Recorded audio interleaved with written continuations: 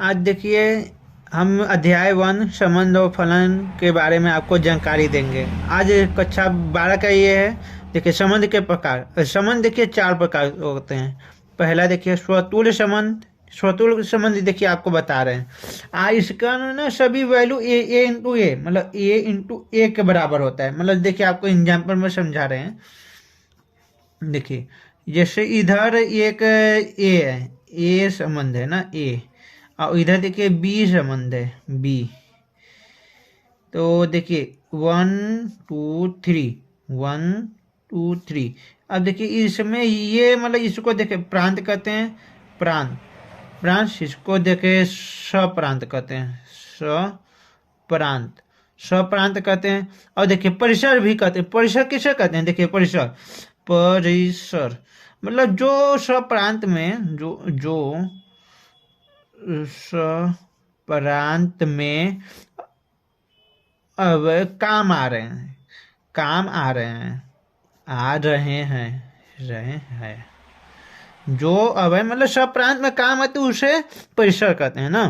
तो देखिए इसमें देखिए अब हमें स्वतुल्य संबंध बता रहे हैं। स्वतुल्य संबंध मतलब इसका मतलब इसका प्रतिबिंब, मतलब समुच्चय बी में, संबंध बी में मतलब इसका प्रतिबिंब होना जरूरी है। यदि नहीं रहेगा तो मतलब ये स्वतुल्य संबंध नहीं कहलाएगा। जैसे ए का 1,1 देखिए 1,1 हो गया। अब दो कामा दो हो गया। अब 3 का 3,3, 3,3 हो गया। मतलब ये स्वतुल्य संबंध है, स्वतुल्य संबंध है।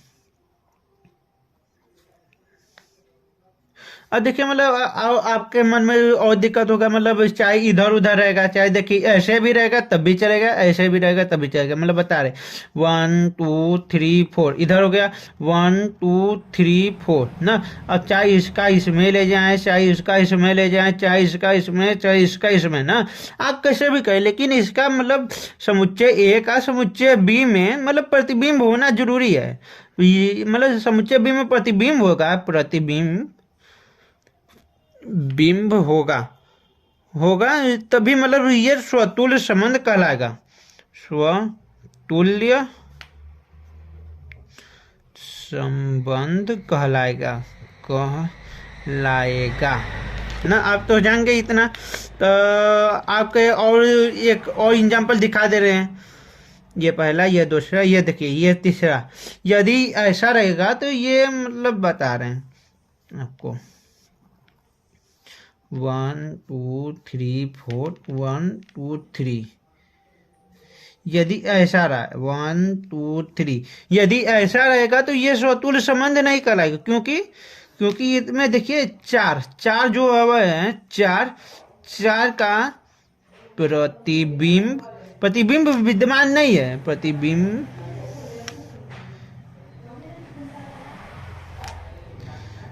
नहीं है ना। देखिए चार का प्रतिबिंब विद्यमान नहीं, इसी की जगह 4 रहता, 5 रहता, मतलब यहाँ पर मतलब समझ लीजिए 5 भी है ना।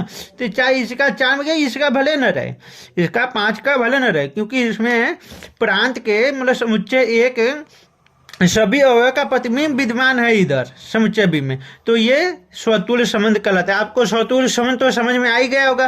मतलब इसका आल वैल्यू मतलब आल वैल्यू मतलब ए कामा ए होना चाहिए, 1,1 मतलब हर चीज का मतलब प्रतिबिंब इधर उपस्थित होना चाहिए। और समुच्चय बी का हम अब बता रहे हैं। अब सम्मिश्र संबंध, सम्मिश्र संबंध का आपको बारे में बता रहे हैं। देखिए सम्मिश्र संबंध में क्या होता है, मतलब ए कामा बी ना, बी कामा ए कामा बी है ना, तो इसका उल्टा उल्टा होना चाहिए, बी कामा ए।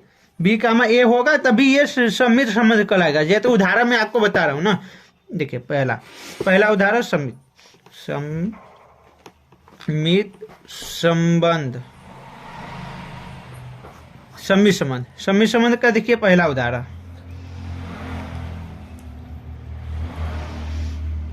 1 2 3, 1 2 3।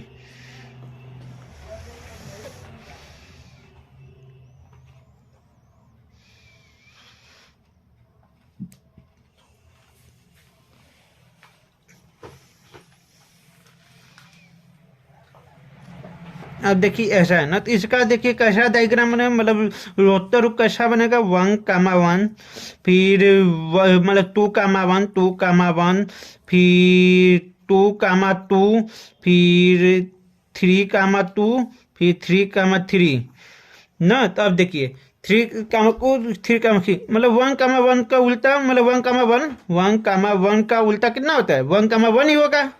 अब देखिए 1, 1 का उल्टा 1, 1 ही होगा, मतलब इसको पास कर दीजिए, मतलब ये हो गया, इसका काम निकल गया।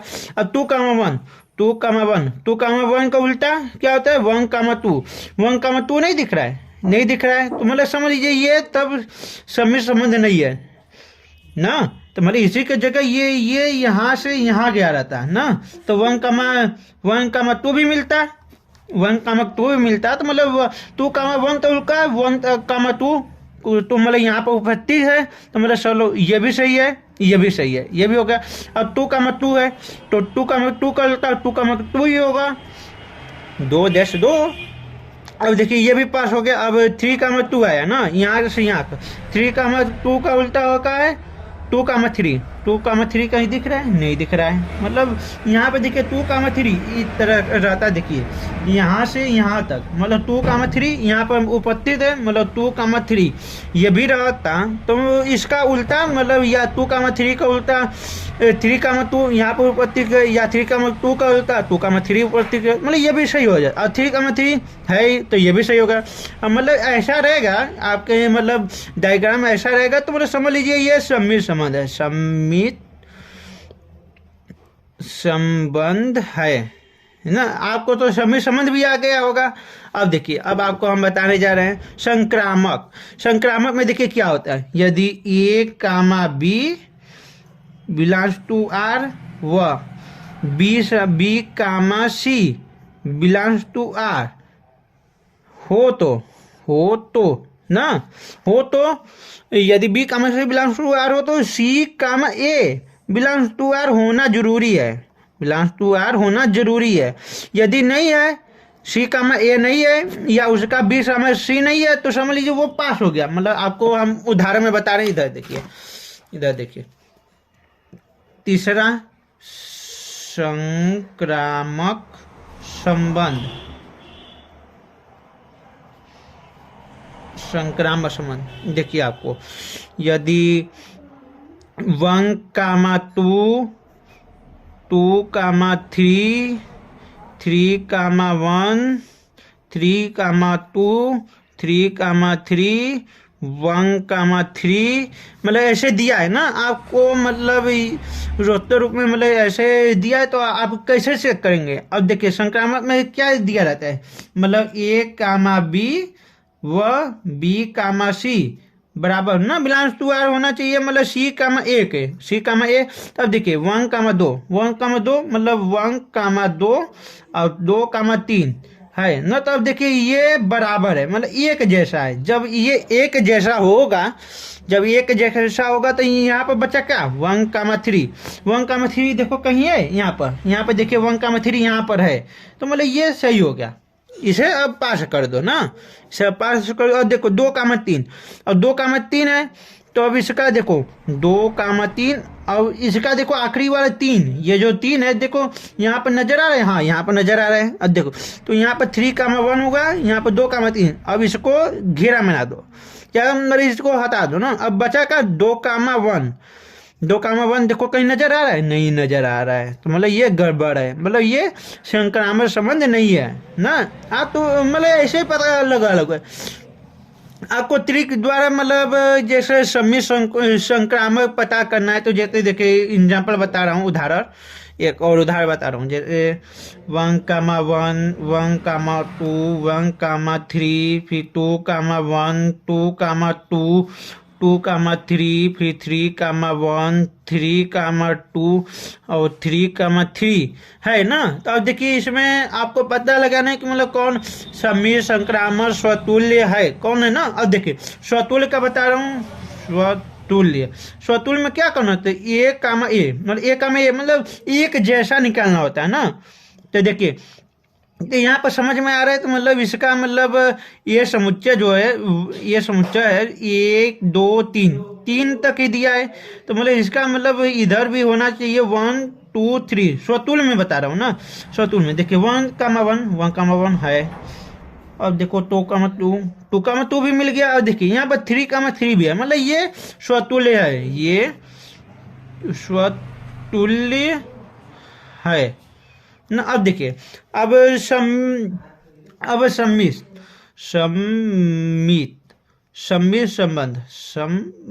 अब सम्मित संबंध देखेंगे है कि नहीं है ना। अब यहाँ पे देखिए सम्मित संबंध में क्या करना होगा, अब उसका उल्टा। अब समझ लीजिए जैसे देखिए जो स्वतुल्य है ना उसे हटा दीजिए हमेशा के लिए, मतलब अब इस पर कोई ध्यान ही नहीं देना है, ये सभी पर ध्यान ही नहीं देना है आपको ना। अब जो बचा है, अब उसका उल्टा देखिए, दिख रहा है आपको 1 2 का उल्टा क्या होता है, 2 1 यहाँ पर है, हाँ ये पास हो गया। अब 1 2 1 चलो आगे 1 3 का 3 1, चलो ये भी पास हो गया। अब 2 1 का उल्टा 1 2 यहाँ पर है, ये भी पास हो गया ना। अब देखिए 2 3 का उल्टा क्या होगा, 3 2, ये भी पास हो गया, मतलब ये पास होगा, ये नहीं। अब देखिए 1 3 का उल्टा 3 1 का उल्टा 1 3 हो गया, ये भी पास हो गया, ये भी पास हो गया। 2 3 यहाँ पर है, 2 3 ये भी पास होगा। तो ये समझ लीजिए ये सम्मित संबंध है, सम्मित संबंध है। अब देखिए ये पहला, ये दूसरा, ये तीसरा। अब संक्रामक संबंध में अब क्या देखेंगे, संक्रामक संबंध। अब संक्रामक संबंध में इसको इग्नोर कर दीजिए, एकदम भूल ही जाइए इसको।